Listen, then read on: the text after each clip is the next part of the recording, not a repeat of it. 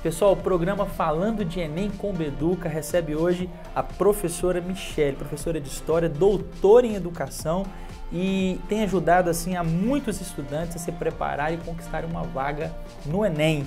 Ela está aqui conosco hoje e vai dar dicas assim imperdíveis. Segura aí que nós já vamos começar.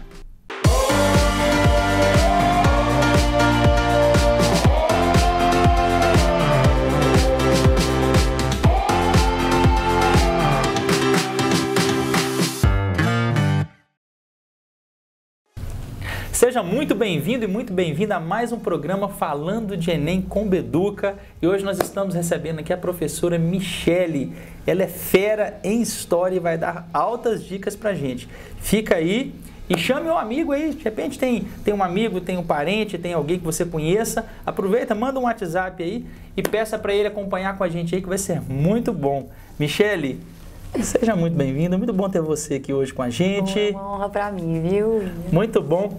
A primeira pergunta que eu queria te fazer é o seguinte: qual que é a importância da história? Qual que é o peso, né, que a disciplina História tem no Enem? Bem, a história, dependendo de cada curso e universidade, pode ter um peso diferente no Enem.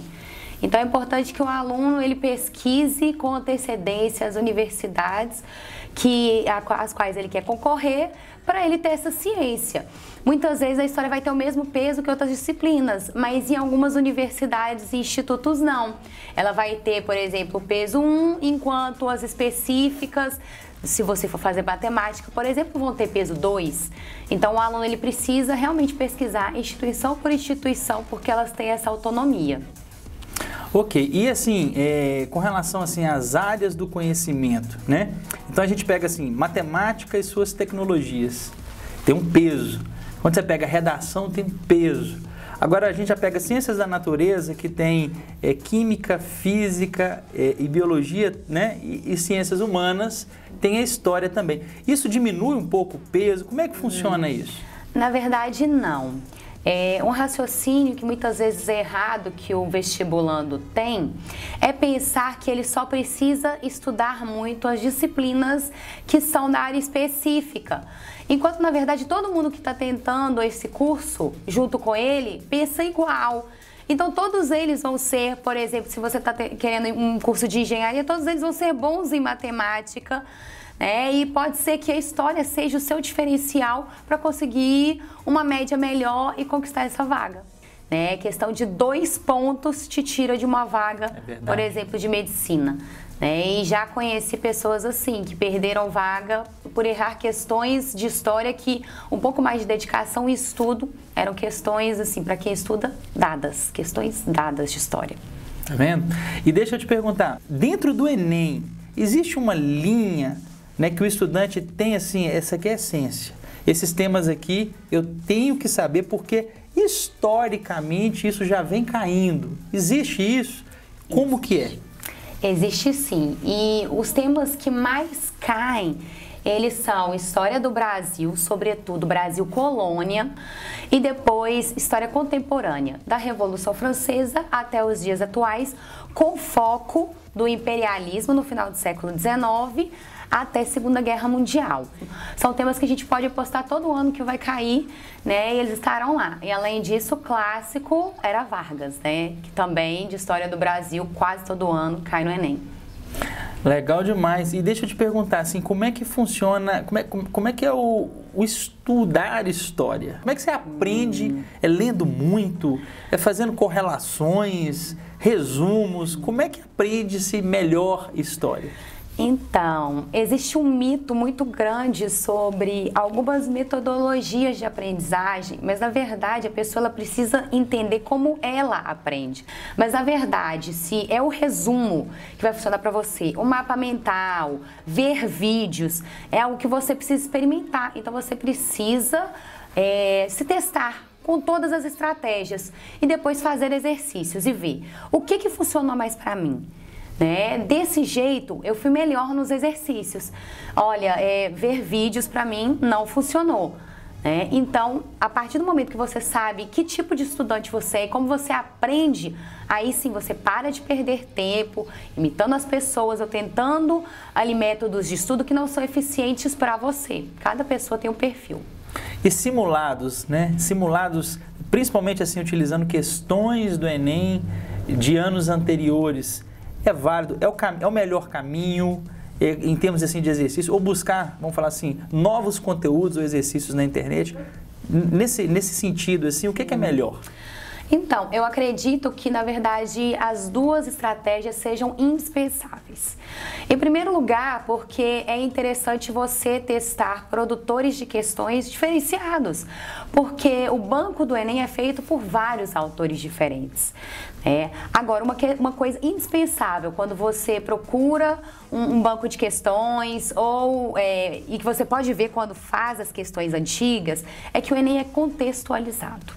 Então não adianta mais pegar aquelas questões estilo FUVEST anos 90, onde você tem só um comando de meia linha, né, porque já não é mais o padrão há muito tempo, né? As questões elas são contextualizadas por um motivo também. Hoje, o acesso ao conhecimento, ele é praticamente livre, né? Então, a questão mais não é você saber ser um grande memorizador de conteúdos, mas você saber mobilizar conhecimentos. E por isso o contexto, né? Você sabe aplicar aquele conhecimento que você estudou tanto a um contexto X para interpretar um livro de história, né? Um trecho de um historiador mais elaborado, para assistir um filme e entender realmente onde é que está a história ali naquele filme e entender por que as coisas acontecem naquela narrativa, para conversar sobre política hoje, sobre direitos humanos, né? Então, hoje o conhecimento, ele não faz mais sentido ser uma decoreba, porque ele é acessível. Antes, você comprar um livro era penoso para muitas pessoas, né? E a maior parte do conhecimento estava nesse recurso caro, né? Hoje não, hoje a maioria das pessoas tem internet a um custo baixo e tem acesso ao conhecimento. Por isso também é preciso entender por que as questões são contextualizadas, né? O nosso mundo já é outro, então despender tempo em questões que não são contextualizadas, esse é um estudo que não vale a pena. Agora, se a questão for contextualizada, tiver uma imagem, tiver um texto, tiver uma tirinha, essa é uma imagem que vai te ajudar nos estudos. Show de bola! Pessoal, já estamos chegando no final do primeiro bloco, passou rápido, né? Se você está gostando, fica aí e chame alguém para acompanhar o segundo bloco com a gente. Segura que nós já estamos voltando, viu?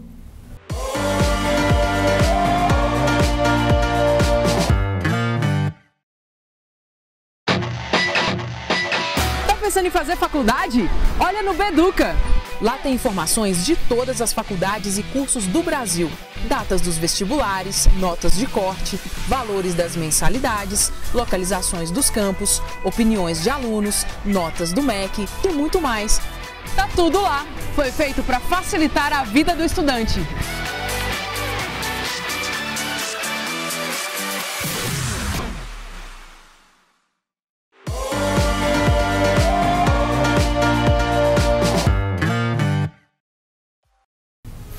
Sejam muito bem-vindos ao segundo bloco do programa Falando de Enem com Beduca, e o tema de hoje é História para o Enem. Estamos recebendo aqui a professora Michele Correa. Michele, no primeiro bloco você teve um momento lá que você falou sobre filmes. Você consegue citar, assim, alguns, não sei, 3, 4, 5 filmes, assim, essenciais que todo estudante que esteja se preparando para o Enem precisa assistir? Sim, eu gosto muito do Desmundo, que é uma produção brasileira, inclusive, sobre o Brasil Colônia, explica muito bem o início da nossa colonização, a organização social, estrutura econômica, que são temas que perpassam os conteúdos de história e que são cobrados no Enem. O filme também Carlota Joaquina, Brasil Império, né, cai bastante no Enem. O filme O Pianista, para tratar a questão da Segunda Guerra Mundial e a questão dos judeus. Além disso, trata a questão de direitos humanos, minorias, que cai com frequência também. Então, outro filme que eu recomendo é Moscou contra 007, para entender Guerra Fria, espionagem, corrida tecnológica, armamentista. E E nos últimos tempos, um filme bacana que eu vi foi Até o Último Homem, que também é da temática de Segunda Guerra Mundial e ajuda bastante a compreender o fato histórico. Michele, então, sobre os filmes ainda, eles são, de certa forma, um retrato do que aconteceu. Existe também, além de assistir o filme, de estudar, né, o que aconteceu, a história, né, tem que ter necessariamente, o estudante, ele tem que ter uma correlação do que aconteceu com o que está acontecendo hoje, ou seja, ele tem que estar antenado com a atualidade, o que está acontecendo no mundo, para relacionar isso atualmente com o que aconteceu? Sim, é fundamental, né? Inclusive, essa relação passado-presente é uma habilidade que o aluno precisa desenvolver, ela é indispensável para a história. Quando você estuda o passado, você consegue ler o presente. Eu acho que é mais essa questão mesmo da interpretação. Você consegue compreender por que as coisas acontecem hoje de uma forma. Então, essa relação ela é indispensável e é por isso que o Enem cobra, né? É preciso fazer esse tipo de mobilização. Uma dica que eu dou é sempre tentar assistir também a documentários. Os documentários, eles traçam bastante essa relação passado e presente, e nós temos aí o Guerras do Brasil, né? Outro também que trata de um tema que é recorrente no Enem, que são as relações étnico-raciais, Olhos que Condenam, está sendo muito falado. E traça essa relação, né? Ali fica muito claro uma relação de passado dos Estados Unidos, que é cobrado, né, a questão escravista, e a atualidade. Por que essas populações sofrem determinadas situações, né? Se você não entende o passado, você não consegue entender por que várias questões nos rodeiam e ainda são problemáticas, que a gente precisa refletir sobre elas hoje. E na prova em si, o estudante chegou, está fazendo a prova, ele tem que focar em quê? Por exemplo, ele foca, por exemplo, naquilo que ele sabe mais primeiro, em termos assim, de enunciado também. Ou seja, qual que é a estratégia que ele deve adotar na hora de fazer a prova? Sim, William, em primeiro lugar, é muito importante que ele comece pelas fáceis. E faça as questões fáceis para economizar o tempo, né, que é estipulado para elas, então ele vai gastar menos. Primeiro você faz essas questões. Depois você vai para as questões que te demandam mais raciocínio, que vão te desgastar mais. Você precisa ainda ter ânimo, né, nesse momento aí, porque a gente fala muito sobre isso, né? É um teste físico, aquilo ali também, é a prova. Então vai nas difíceis. Depois faça uma breve pausa, vá no banheiro, beba uma água, coma alguma coisa que você levou, um lanche, e ainda que sua mente esteja cansada, você vai conseguir fazer aquelas que você tem, as áreas que você tem mais facilidade.